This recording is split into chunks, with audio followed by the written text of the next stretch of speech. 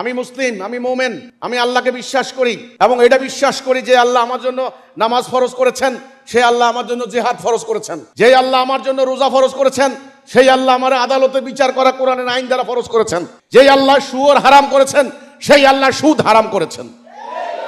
যেই আল্লাহ ব্যভিচার হারাম করেছেন, সেই আল্লাহ ধর্ম ব্যবসা হারাম করেছেন। তাহলে আমি আপনি মুসলমান দাবি করলাম, আমার বিচার চলে ব্রিটিশের আইনে, আমার অর্থনীতি ইহুদির আইনে, আমি কি করে মোমেন থাকলাম, কি করে আমি ইমানদার হইলাম আপনারা বলেন। এখন হজ করলাম, আল্লাহ কইছে ওকে। নামাজ পড়লাম, আল্লাহ কইছে ওকে। তারা রোজা রাখলাম, কে কইছে? আল্লাহ কইছে। কিন্তু আল্লাহ যে বলছে জিহাদ করো, দিন প্রতিষ্ঠার জিহাদ, এটা ফরজ না? এটা বাদ দিলেন যে? নামাজ ফরজ, জিহাদও তো ফরজ। আচ্ছা, রোজা রাখলেন, কুতিবা আলাইকুমুস সিয়াম, তোমাদের জন্য রোজা ফরজ করে দিলাম, এটা রোজা রাখলেন ফরজ। কিন্তু কুতিবা আলাইকুমুল কিতাল, তোমাদের জন্য যুদ্ধ ফরজ করে দিলাম, ওটা বাদ দিলেন যে? আল্লাহর দিন প্রতিষ্ঠার যুদ্ধের কথা কোন আলেম বলে? কোন মুফতি বলে? কোন মাওলানা বলে? আল্লাহর রাসূল 107টা যুদ্ধ করেছেন, সারা জীবন খালি মেসওয়াকের হাদিস শিখাইছে, তলোয়ারের হাদিস কে শিখাবে? আমরা সুবিধা মতো কিছু কিছু আমল বেছে বেছে এগুলা নিয়েছি, আর অধিকাংশ আমল আমরা বাদ দিয়েছি। আল্লাহ রসুল কি, রসুলের সাহাবীরা কি মসজিদ মাদ্রাসায় বসে বসে জীবন পার করে দিচ্ছেন? হ্যাঁ, ওনাদের জন্ম হয়েছে মদিনায়, দেখেন মৃত্যু হয়েছে কোথায়? আফ্রিকায়। জন্ম হয়েছে মক্কায়, মৃত্যু হয়েছে কোথায়? দেখেন এই যে আমাদের এখানে হযরত শাহজালাল ইয়ামিনী, ওনার বাড়ি কোথায়? ইয়েমেন।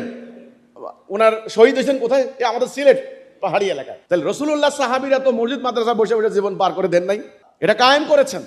আজকে দুনিয়াতে এটা কায়েম নাই, দুনিয়াতে চলে মানুষের বিধান, আর আপনারা এটার মুখস্থ করে করে টাকা কামাই করে খাচ্ছেন। আউযু বিল্লাহি মিনাশ শাইতানির রাজিম, বিসমিল্লাহির রহমানির রহিম। সবাইকে আন্তরিক সালাম, মোবারকবাদ। সালামু আলাইকুম রহমতুল্লাহি ওয়া বারাকাতুহু।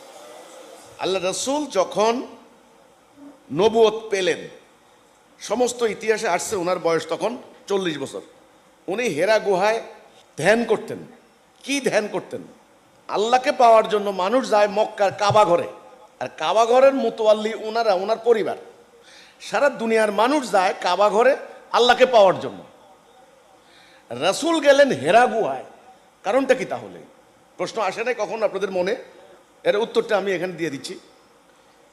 কাবা ঘরটা ইব্রাহিম আলাইহিস সালাম, এই যে কোরবানি দিলেন আপনারা, ইব্রাহিম আলাইহিস সালাম ওনার পুত্র ইসমাইলকে নিয়ে কাবা ঘরটা পুনর্নির্মাণ করলেন। এটা আগে থেকেই ছিল। নির্মাণ করে এই কাবা ঘরটা ছিল একমাত্র আল্লাহর ইবাদত করবে, একমাত্র আল্লাহর আনুগত্য করবে, সারা যারা তাওহীদের উপরে ঈমান আনবে, আল্লাহর একমাত্র উলুহিয়ার উপর ঈমান আনবে, তাদের ঐক্যবদ্ধ হওয়ার জায়গা হলো কাবা। এই